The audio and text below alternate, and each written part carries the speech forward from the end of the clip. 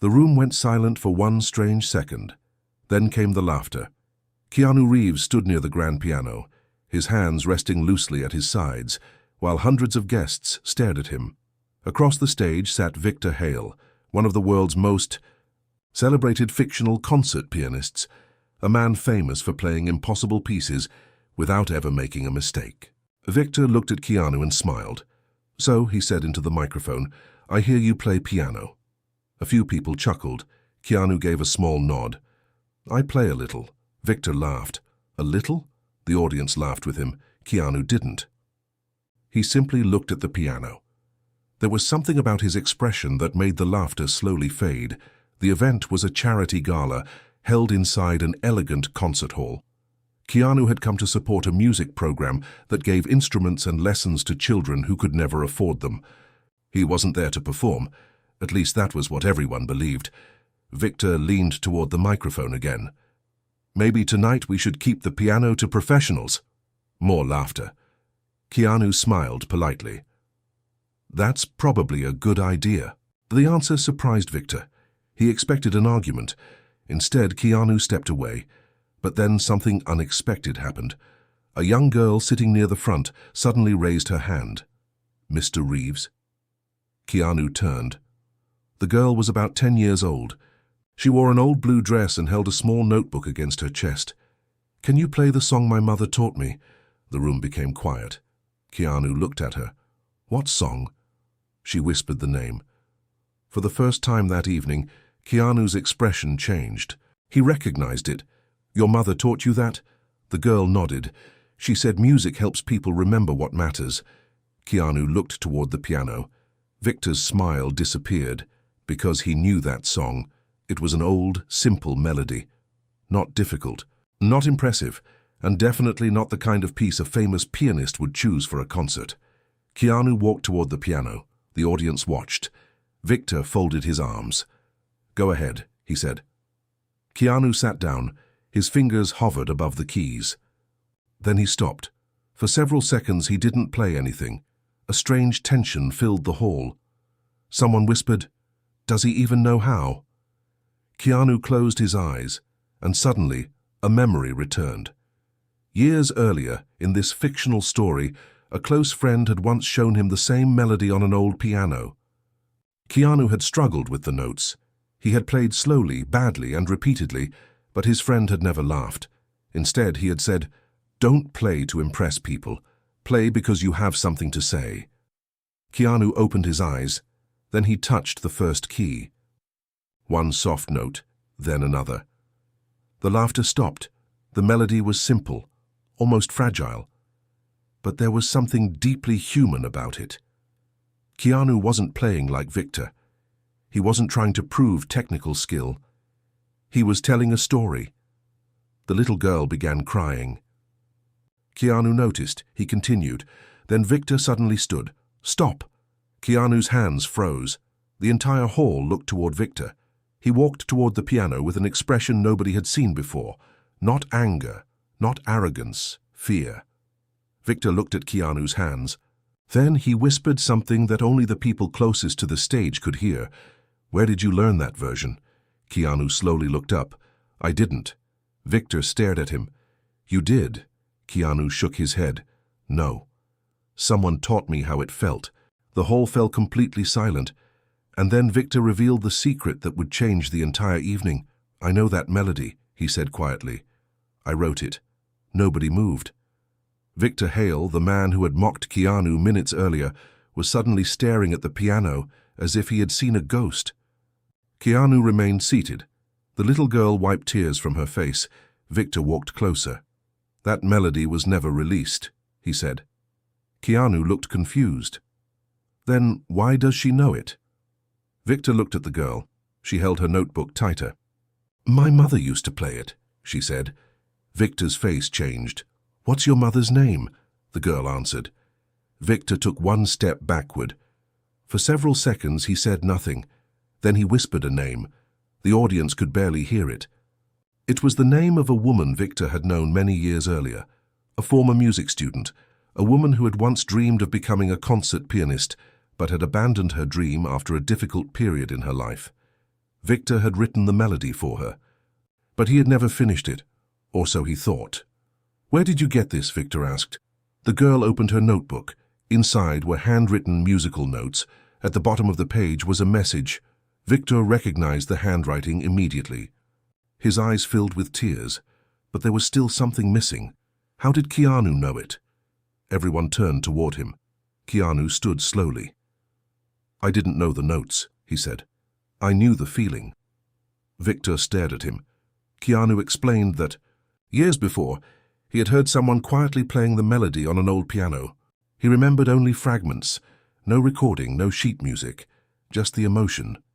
He had practiced those fragments privately over the years, not to become a pianist, not to perform, simply because the melody reminded him of someone who had taught him that kindness mattered more than applause. The audience listened carefully. Then Victor asked the question nobody expected. "Who taught you?" Keanu hesitated. "A friend." "What's his name?" Keanu smiled sadly. "Someone who would never want me to use his name to impress anybody." The answer broke something inside Victor. For the first time that night, the famous pianist looked embarrassed. He turned toward the audience. "I mocked him because I thought music was about perfection." He looked back at Keanu. "I was wrong." But Keanu shook his head. "You weren't wrong about wanting music to be good." Victor waited. "You were wrong about deciding who deserves to play it." Silence. Then something unexpected happened. Victor removed his expensive concert jacket. He placed it over the back of a chair. Then he sat beside Keanu. "Play it again," he said. Keanu looked at him. "Together." Victor nodded. The audience erupted in applause, but Keanu didn't start immediately. He looked at the little girl. "Would you like to sit here?" She froze. "Me?" "Yes." She walked onto the stage. Keanu moved aside. Victor helped her sit at the piano. Her hands trembled. "I don't know how." Keanu smiled. "Neither did I." The girl laughed through her tears. Then Keanu placed one finger on a key. "Just one note." She pressed it. A single sound filled the hall. Victor added another. Keanu added another. Slowly, the three of them created the beginning of a melody. It wasn't perfect. The girl missed several notes. Victor deliberately slowed down. Keanu smiled, and the audience became completely silent. Nobody was watching a famous actor. Nobody was watching a world-famous pianist. They were watching a frightened child discover that she belonged on a stage. Then the girl suddenly stopped. She looked at Victor. "My mother said you were supposed to finish this song." Victor couldn't speak, because the truth was painful. He had abandoned the song years ago, and now the child of the woman who inspired it was sitting beside him. Victor lowered his head. "I should have finished it." Keanu placed a hand gently on his shoulder. "Maybe you just needed someone to remind you why you started." Victor looked at him, and for the first time that evening, he smiled without pride. But the biggest surprise was still coming. Because when the performance ended, the little girl opened her notebook again. There was one final page, and written across it were 6 words. "Mom wanted you to hear this." Victor stared at the words. His hands began to shake. "What does the rest say?" The girl turned the page. There was a letter. Her mother had written it years earlier. It said that the melody was never meant to make anyone famous. It was written for people who felt forgotten, for children who thought they weren't talented enough, for adults who believed their best days were behind them, and for anyone who had ever been laughed at for trying. Victor read the letter silently. Then he closed his eyes. A tear rolled down his cheek. The man who had performed in the world's greatest concert halls suddenly looked like an ordinary person carrying an old regret. "I spent years trying to prove I was the best," he said. His voice cracked. "And I forgot why I loved music." Keanu stood beside him. "You can remember." Victor looked at the piano. "Will you play with me?" Keanu nodded. The hall went dark, except for a soft light above the piano. Victor began. This time he didn't play with speed. He didn't try to show off. He played gently. Keanu joined him. Then the little girl added her single note again and again. The simple melody grew. The audience watched in complete silence. Then something extraordinary happened. One of the children from the charity program walked onto the stage. then another, then another. Soon several young musicians were standing beside the piano with simple instruments, a violin, a small flute, a cello, a guitar. None of them were perfect. Some were nervous, some missed notes, but nobody laughed. Victor looked at Keanu. Keanu simply smiled. Let them play. So they did. The music filled the hall. Not perfect, not polished, but alive. People in the audience began crying. One elderly man covered his face. A woman quietly held her daughter's hand. Even the event organizers stopped worrying about the schedule. For those few minutes, nobody cared about fame.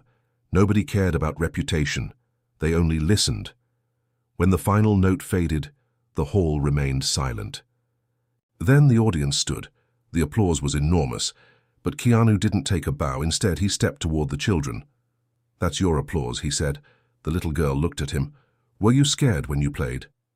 Keanu smiled. "Very." "But you still did it." "Yes." "Why?" Keanu looked toward the empty piano.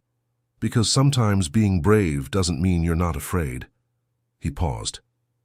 "It means you decide something else is more important than your fear." Victor approached him. "I owe you an apology." Keanu shook his head. "You already gave one." "How?" "You listened," Victor smiled. Then he did something nobody expected. He announced that he would personally fund music scholarships for every child in the program. The audience applauded. Again, but Keanu stopped him. "Don't make it about money." Victor looked surprised. "Then what should it be about?" "Give them time." The room became quiet. "Give them teachers. Give them instruments. Give them a place where nobody laughs when they make mistakes." Victor nodded. "That," he said, "I can do."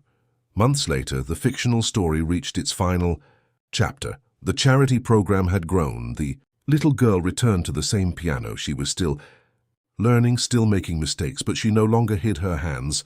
And Victor, he changed the way he taught. Whenever a student played badly, he didn't criticize them immediately. He would sit beside them and say, "Again." And if they apologized for making mistakes, he would smile. "Good." They would stare at him. "Why is that good?" "Because now we know what to practice." As for Keanu, he never called himself a pianist. He never claimed to be one. But whenever he visited the children, he would sit quietly at the piano. Sometimes he played, sometimes he only listened, because that night had taught everyone something they would never forget. Talent can impress people, fame can attract attention, but humility can change a life. And sometimes, the most powerful music isn't played by the person with the greatest skill. It's played by the person who has something real to say. The famous pianist had tried to silence Keanu with laughter. Instead, Keanu answered with kindness, and that was the note nobody in the room would ever forget.